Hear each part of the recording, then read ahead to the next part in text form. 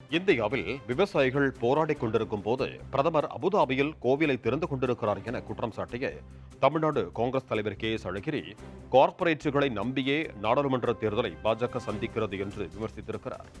கடலூர் மாவட்டம் சிதம்பரம் மேலவீதியில் டெல்லியில் போராடும் விவசாயிகளுக்கு ஆதரவாகவும் மத்திய அரசை கண்டித்தும் நடைபெற்ற விவசாயிகளின் கண்டன ஆர்ப்பாட்டத்தில் அழகிரி கலந்து கொண்டார்.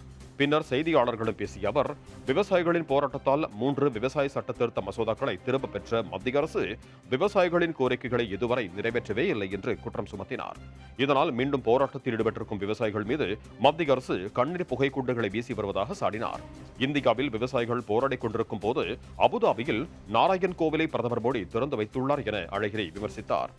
விளைபொருட்களுக்கு உரிய விலையே நிர்ணயம் செய்ய வேண்டும் என எம்.எஸ். சுவாமிநாதன் கொடுத்த அறிக்கையை காங்கிரஸ் ஆட்சிக்கு வந்தால் அமல்படுத்துவோம் என காங்கிரஸ் தலைவர் கார்கே உறுதியளிக்கும் போது இந்த உறுதியை அளிக்க பிரதமர் மோடிக்கு என்ன தயக்கம் என அழகிரி வினவியுள்ளார்.